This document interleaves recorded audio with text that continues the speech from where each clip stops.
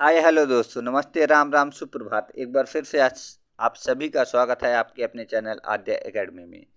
और मैं आशा करता हूं कि आप लोग स्वस्थ होंगे, मस्त होंगे, जहां भी होंगे पढ़ाई कर रहे होंगे, क्योंकि चुनाव स्टार्ट हो चुके हैं। चुनाव की अब 1 महीने में आपके चुनाव हो जाएंगे और चुनाव जैसे ही कंप्लीट होते हैं, आपके जो भी पेंडिंग में एग्ज़ाम पड़े हुए हैं, चाहे आर ओ का हो, चाहे आपका यूपी पुलिस का हो, चाहे यूपीएसआई का हो, चाहे बीपीएससी की तो डेट भी आ चुकी है।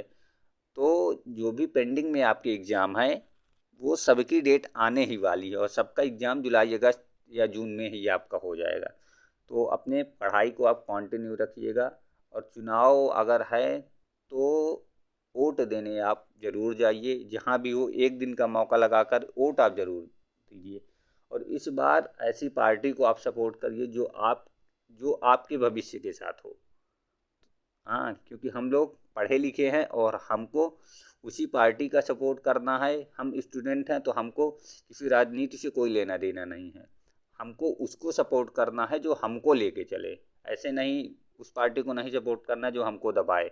तो आप इस बार सोच समझ के आप वोट करिएगा कि हमको वोट किसे चुनना है और कौन हमें बेहतरीन ज़िंदगी देगा या वैकेंसियाँ देगा, जिससे हमारा भविष्य आगे बेहतर होगा। तो जैसे मैंने आपसे प्रॉमिस किया था कि हम फिजिक्स, संपूर्ण फिजिक्स का एक वीडियो लाएंगे। इसमें आपको चैप्टर वाइज फिजिक्स के सारे क्वेश्चन आपको करवाए जाएंगे और इसमें ऐसा कंटेंट आपको दिया जाएगा जो आपके एग्जाम ओरिएंटेड क्वेश्चन है। और ये आपका नोट्स है, जो आपका पैड बैच का नोट्स नोट्स है। मैंने उसी कोचिंग से पैड बैच लिया था, उसी का मैंने नोट्स बनाया है। तो वही नोट्स आपका है और ये पीसीएस लेवल की नोट्स है, पीसीएस प्री का है। तो आपके लिए वन लाइनर में आपके नोट्स है, सिंपल वे पे है और समझाने की गारंटी मेरी है। तो आपको सिर्फ पढ़ना है और देखना है और इसको एक बार दो बार आप पढ़िए, आपके समझ में आ जाएगा। सारी चीज़ें हैंड रिटेन नोट्स में है और सिंपल वे पे है। तो वीडियो को स्किप नहीं करना है। और अगर आप नए हैं तो पूरा वीडियो ज़रूर देखिए और देखने के बाद आप चैनल को सब्सक्राइब करिए। हम ये नहीं कह रहे हैं कि आप शुरुआत में ही हमारे चैनल को सब्सक्राइब कर लीजिए। अगर आपके समझ में आता हो हमारे पढ़ाने का स्टाइल, इसमें जो भी कंटेंट दिया गया हो, आपके दिमाग में जा रहा हो, आपको लग रहा हो कि ये एग्ज़ाम में फंसेंगे, ऐसे क्वेश्चन आते हैं एग्ज़ाम में, तभी आप चैनल को सब्सक्राइब करिएगा। और एक दो लोगों अपने एक दो दोस्त जो भी आपके जिगरी दोस्त हों, जिनको आप चाहते हैं कि मेरे साथ ये भी ज़िंदगी में आगे बढ़े, तो उसको भी आप ये लिंक ज़रूर भेजिएगा और उसको भी चैनल सब्सक्राइब करने के लिए ज़रूर बोलिएगा। चलिए हम आते हैं अपने टॉपिक पर। तो हमारा आज का टॉपिक क्या है? आज हमारा टॉपिक है फिजिक्स। और फिजिक्स का हम आज ये समझ लीजिए कि एक डेमो क्लास है। डेमो क्लास मतलब आपको फिजिक्स के बारे में बताया जाएगा कि है क्या फिजिक्स। तो फिजिक्स के पिता का नाम क्या है? तो फिजिक्स के पिता न्यूटन को कहा जाता है। किसे कहा जाता है? न्यूटन को कहा जाता है। और उन्होंने बताया कि प्रकाश की श्वेत किरणें 7 रंगों से मिलकर बनी है। कितने श्वेत किरणें? प्रकाश की श्वेत किरणें कितने रंगों से? 7 रंगों से मिलकर बनी है। और ये बात हमारे न्यूटन न्यूटन भाई साहब ने बताई है। तो न्यूटन ने किसका? और न्यूटन ने गुरुत्वाकर्षण का नियम दिया है। किसका? न्यूटन ने गुरुत्वाकर्षण का नियम दिया और गति का नियम भी दिया है। तो दो नियम, गुरुत्वाकर्षण का नियम और गति का नियम, किसने? न्यूटन ने दिया है। प्रकाश संबंधी सभी के बारे में इन्होंने अपनी पुस्तक ऑप्टिकल और प्रिंसिपिया ऑप्टिकल एंड प्रिंसिपिया में बताया है। तो न्यूटन भाई साहब ने बताया कि गुरुत्वाकर्षण का नियम, उन्होंने गुरुत्वाकर्षण के बारे में उन्होंने डिटेल में बताया कि किस प्रकार से गुरुत्वाकर्षण काम करता है। गति का नियम उन्होंने दिया और ये सारी बातें उन्होंने अपनी पुस्तक ऑप्टिकल और प्रिंसिपिया में दिया है। तो आपको याद रखना है कि ऑप्टिकल और प्रिंसिपिया ये किसकी पुस्तक है? तो ये आपकी न्यूटन की पुस्तक है। अब आगे क्या है? मापन। मापन के बारे में हम जानेंगे। तो भारत में दशमलव प्रणाली फ्रांस से अपनाई गई है। कहाँ से? फ्रांस से दशमलव प्रणाली को फ्रांस से अपनाया गया है। और मापन 3 पद्धति पर काम करता है। कौन कौन सा पद्धति है आपका? एक आपका सीजीएस पद्धति है जो फ्रांस का है, दूसरा ब्रिटिश पद्धति हो जाएगा और तीसरा आपका हो जाएगा एमकेएस पद्धति हो जाएगा। अब इसका एमकेएस का मतलब क्या होता है? तो पहला आपका देखिए फीजियस पद्धति जो आपका फ्रांस का है, इसमें सी का मतलब क्या होता है? सी मतलब होता है सेंटीमीटर, जी मतलब होता है ग्राम और एस मतलब आपका सेकंड होता है। ब्रिटिश पद्धति में जो चलता है, मापन जो किया जाता है वो आपका एफपीएस में किया जाता है, मतलब फुट में मापा जाता है, पाउंड्स में पी पाउंड्स और इससे सेकंड में, समय को सेकंड में मापा। मतलब ये समझ लीजिए कि दूरी अगर है तो दूरी को सीजीएस पद्धति में सेंटीमीटर से, ग्राम कोई वजन वाली चीज़ है उसे ग्राम से, और समय को किससे मापते हैं? सेकंड से मापते हैं। इसी प्रकार ब्रिटिश पद्धति में जो आपका दूरी है उसे फुट में मापते हैं, और कोई वजन वाली चीज़ है, वेट वाली चीज़ है, उसे पाउंड्स में मापते हैं, और समय को वहाँ पे सेकंड पे वहाँ भी मापते हैं। एमटीएस पद्धति हो जाती तो एम से मीटर हो जाएगा, के से किलोग्राम हो जाएगा और एस से सेकंड हो जाएगा। मतलब दूरी को मीटर से मापते हैं और वेट को किलोग्राम से मापते हैं और सेकंड एस और समय को सेकंड से मापते हैं। तो तीनों पद्धतियों में जो हमारा कॉमन चीज़ है वो हमारा समय है। तो समय तीनों में किससे मापते हैं? सेकंड से ही तीनों में समय को मापा जाता है। अब आपका सीजीएस पद्धति का उन्नयन रूप एसआई पद्धति होता है। क्या होता है? एसआई पद्धति आपका सीजीएस पद्धति का उन्नतन रूप होता है। और एसआई का मतलब क्या होता है? एसआई का फुल फॉर्म होता है इंटरनेशनल सिस्टम, इसे बोलते हैं। क्या बोलते हैं? इंटरनेशनल सिस्टम इसे बोलते हैं। तो इसको आपको याद करके रखना है, क्योंकि कभी कभी आपसे पूछ लेता है कि एसआई का फुल फॉर्म क्या होता है। एसआई का फुल फॉर्म आपका होता है इंटरनेशनल सिस्टम होता है। और आगे क्या है? आगे है दशमलव प्रणाली। तो दशमलव प्रणाली हम देखेंगे कि 1000 मतलब क्या होता है? 1000 मतलब होता है 10⁻³ जो होता है, जिसे हम थाउजेंड या किलो बोलते हैं। इसे हम क्या बोलते हैं? 10⁻³ को हम थाउजेंड और किलो बोलते हैं। अब 1000 गुणे 1000 मतलब 10 की पावर में 6 जीरो आपके बढ़ गए हैं, तो इसे हम क्या बोलेंगे? इसे हम मेगा बोलेंगे। क्या बोलेंगे? मेगा। मेगा मतलब मिलियन होता है। क्या होता है? मिलियन होता है। फिर 1000 गुणे 1000 गुणे 1000 मतलब 10⁹ मतलब गीगा हो जाएगा, जिसे बिलियन बोलते हैं। फिर इसी प्रकार आपका 10⁻12 हो जाएगा, तो इसे हम टेरा बोलते हैं। फिर आपका 10⁻15 हो जाता है तो इसे पेटा बोलते हैं, और 10⁻18 आपका हो जाता है तो इसे हम एक्सा बोलते हैं। ठीक है। तो दोस्तों, जो आपके एग्ज़ाम के लिए इम्पोर्टेंट है, तो एग्ज़ाम के लिए आपके इम्पोर्टेंट है 10⁶ को हम मेगा बोलते हैं, और 10⁹ को हम गीगा बोलते हैं, और 10⁻12 को हम टेरा बोलते हैं। सबसे ज़्यादा आपका यही आता है। अब आपका इसमें जैसे 10⁻1 है तो इसे क्या बोलते हैं? 10⁻1 को हम डेका बोलते हैं, 10⁻2 को हेक्सा बोलते हैं, और 10⁻3 को हम किलो बोलते हैं। क्या बोलते हैं? किलो बोलते हैं। अब आगे हम ऋणात्मक, इसी को हम ऋणात्मक में हम देखेंगे। तो ऋणात्मक में क्या होता है? 10⁻−1 को डेसी बोलते हैं, 10⁻−2 को सेंटी बोलते हैं, 10⁻−3 को मिली बोलते हैं। तो आपको ऐसे सीक्वेंस से याद करना है, डेसी सेंटी मिली। 10⁻1 को डेसी, सेंटी और मिली, 10⁻2 को सेंटी और 10⁻3 को आप मिली बोलते हैं। 10⁻6 को माइक्रो बोलते हैं। आपका सबसे ज़्यादा एग्जाम में यही पूछा जाता है, माइक्रो। तो 10⁻6 को हम माइक्रो बोलते हैं, 10⁻9 को हम नैनो बोलते हैं, और इसी को अगर हम धनात्मक में 10⁻9 करेंगे तो इसे हम गीगा बोलते हैं, और माइनस में इसको 10⁻9 को हम नैनो बोलते हैं। तो आपके लिए ये भी आपके लिए इम्पोर्टेंट है, और माइक्रो भी आपके लिए इम्पोर्टेंट है। 10⁻12 को हम पीको बोलते हैं, और 10⁻15 को हम फेम्टो बोलते हैं। ये भी आपके एग्जाम में आता है।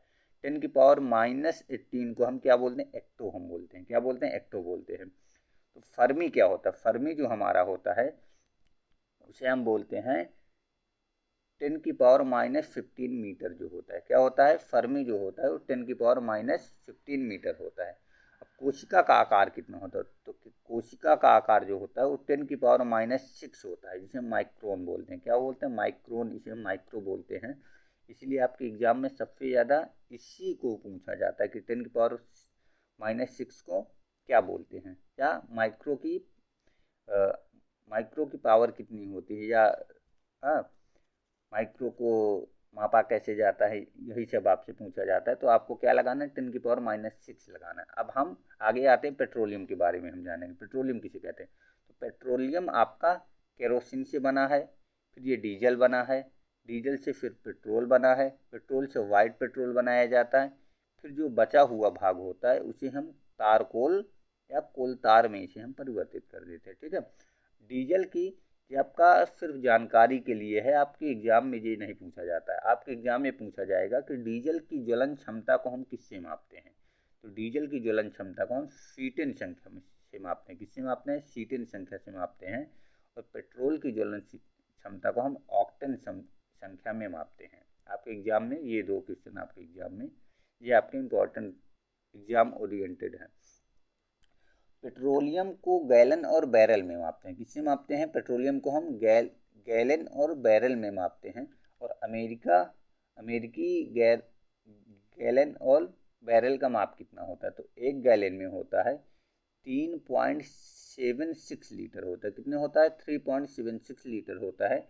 और एक बैरल में 42 गैलन होता है। कितना? 42 गैलन होता है, जो आपके 159 लीटर के बराबर होता है। तो आपका बैरल पूछा जाता है कि एक बैरल में कितने लीटर पानी आता है, तो आपका 159 लीटर आपका पानी आता है। और जब ये गैलन में पूछेगा तो आपका 42 गैलन आपका हो जाएगा। ब्रिटिश गैलन के हिसाब से क्या होता है? ब्रिटिश गैलन के हिसाब से एक गैलन में 4.5 लीटर पानी आता है और एक बैरल में 36 गैलन आता है, जिसमें 159 लीटर आता है।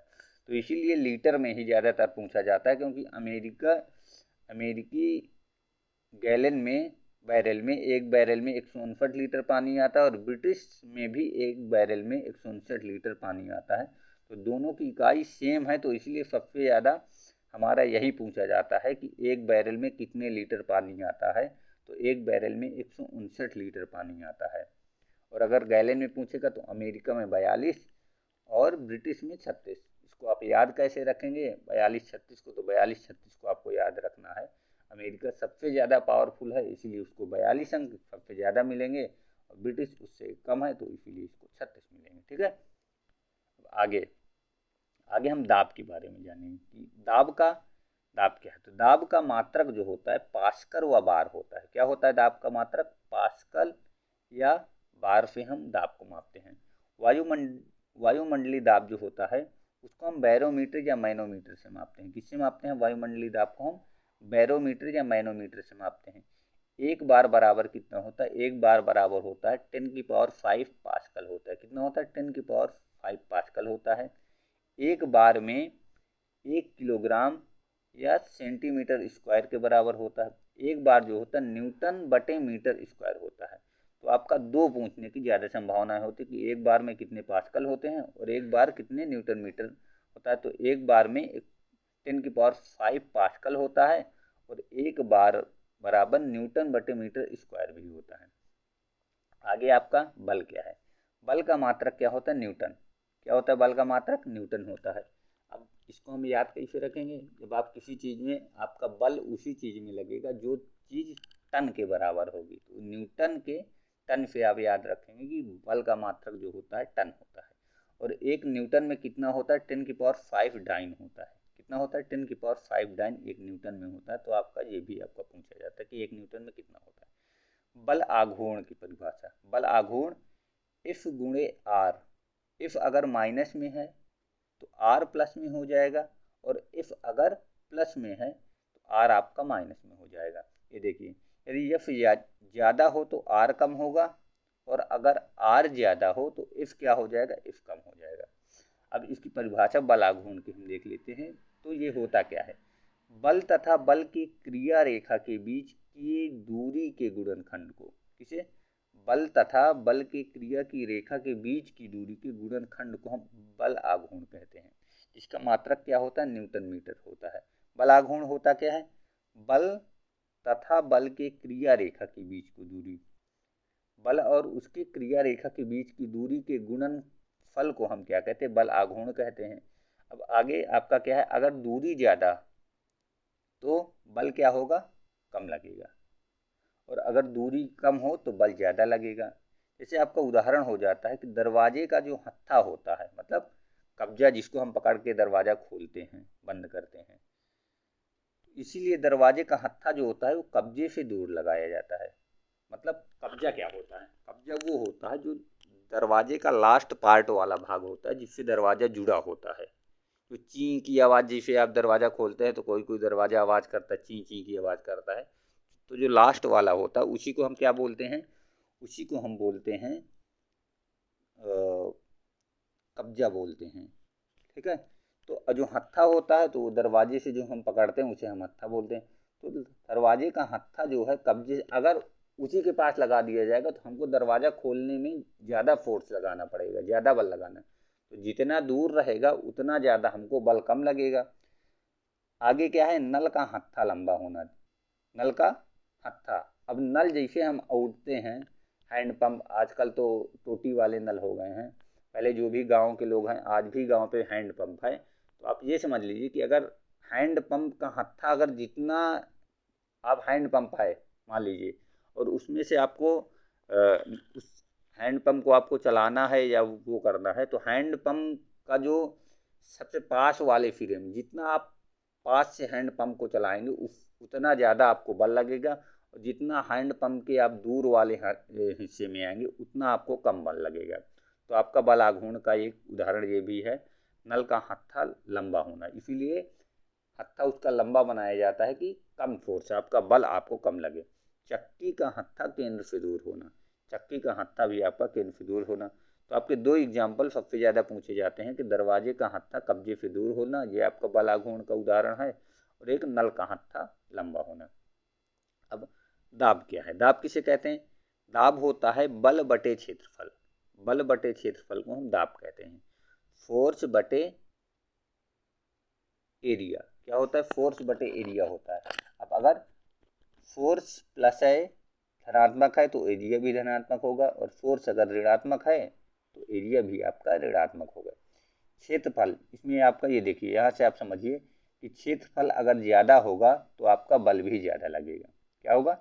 क्षेत्रफल अगर ज़्यादा होगा तो आपका बल ज़्यादा लगेगा, और क्षेत्रफल अगर आपका कम होगा तो बल आपका कम लगेगा। तो दाब में अगर क्षेत्रफल ज़्यादा होगा तो आपका बल भी ज़्यादा लगेगा, और क्षेत्रफल अगर आपका कम होगा तो आपका बल भी आपका कम लगेगा। और क्या होता है? बल बटे क्षेत्रफल आपका दाब का मात्रक आपका होता है। आगे हम इसको जानेंगे। एग्जाम्पल के रूप में हम देखेंगे कि गैस के गुब्बारे को किससे आसानी से फोड़ सकते हैं। अगर आपका गैस का गुब्बारा है तो अगर आप फोड़ने को दिया जाए तो हम आसानी से किससे, नाखून से फोड़ सकते हैं या सुई से फोड़ सकते हैं? तो हम नाखून के अलावा हम सुई से हम आसानी से उसको फोड़ सकते हैं। अब आपका कुछ मात्रक दिए गए हैं। वायुमंडलीय दाब के बारे में बताया गया है। वायुमंडलीय दाब को हम किससे मापते हैं? बैरोमीटर या मैनोमीटर से मापते हैं। किससे मापते हैं? बैरोमीटर और मैनोमीटर से मापते हैं। दोस्तों आप देख रहे होंगे कि इसमें जो सारा कंटेंट या जो भी आपको बताया जा रहा है, पढ़ाया जा रहा है, वो सिर्फ एग्जाम ओरिएंटेड ही है, कुछ भी फालतू की चीज़ें नहीं। एक एक क्वेश्चन आपके एग्जाम में आने वाले क्वेश्चन हैं या प्रीवियस क्वेश्चन आए हुए क्वेश्चन हैं। वायुमंडलीय दाब को हम मापते किससे हैं? बैरोमीटर या मैनोमीटर से मापते हैं। देखिए इसको हम आराम से साधारण से इसको हम समझेंगे। बैरोमीटर का पॉइंट जब अचानक नीचे गिर जाए, एकाएक नीचे गिर जाए, तो एकाएक देखिए इसको हम कैसे याद रखेंगे। एकाएक अगर बैरोमीटर का पारा अगर नीचे गिर जाए तो आंधी तूफान आता है। तो कोई भी चीज, इंसान को क्रोध आ जाता है, मान लो कि आंधी आंधी की तरह क्रोध आता है, एकाएक आता है, एकाएक। हाँ, तो इसी प्रकार आंधी भी है, आंधी भी एकाएक ही आती है, तूफान आंधी एकाएक आ जाता है। ठीक है। तो उसमें अचानक बैरोमीटर क्या होता है? नीचे नीचे गिर जाता है। बैरोमीटर का पॉइंट धीरे धीरे ऊपर को उठना, धीरे धीरे नीचे आना। क्या होता है? बैरोमीटर का पॉइंट अगर धीरे धीरे एकाएक आया तो आंधी तूफान आया, और अगर धीरे धीरे आता है तो बारिश होती है। अब देखते हैं कि बारिश की शुरुआत कैसे होती है। तो बारिश की शुरुआत आपकी धीरे धीरे होती है। नहीं, कैसे होती है? बारिश की शुरुआत आपकी धीरे धीरे आपकी बारिश की शुरुआत होती है। अब आपका बैरोमीटर का पॉइंट ऊपर जाना, क्या होता है? बैरोमीटर का अगर पॉइंट आपका ऊपर जा रहा है तो इसका मतलब क्या है? बैरोमीटर का पॉइंट अगर ऊपर आपका जा रहा है तो इसका मतलब है कि मौसम साफ होना। क्या होता है इसका मतलब? मौसम आपका क्या है? मौसम आपका एकदम से साफ है। पहाड़ों पर वायुमंडलीय दाब कम होता है, समुद्र में व गहराई में वायुमंडलीय दाब आपका ज़्यादा होता है। पहाड़ों में वायुमंडलीय दाब आपका क्या होता है, तो पहाड़ों में वायुमंडलीय दाब आपका जो होता है वो क्या होता है, वो आपका कम होता है। मतलब जैसे जैसे आप ऊपर पहाड़ में आप ऊपर चढ़ते जाएंगे, वैसे वैसे वायुमंडलीय दाब आपका क्या होता जाएगा, आपका वायुमंडलीय दाब आपका कम होता जाएगा। और समुद्र में व गहराई में वायुमंडलीय दाब, मतलब अगर आप जितना नीचे जाते जाएंगे उतना ही वायुमंडलीय दाब क्या होता जाएगा, वायुमंडलीय दाब आपका ज़्यादा होता जाएगा। अगला पॉइंट क्या है।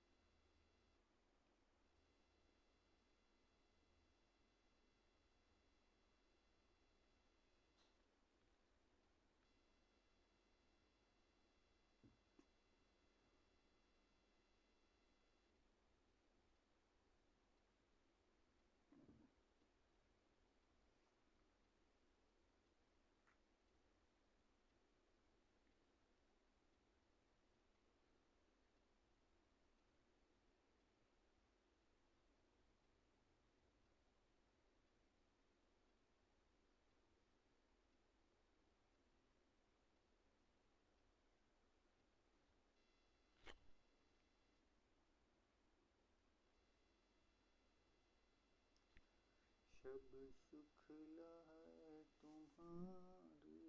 तुम्हारी सरना, तुम्हारा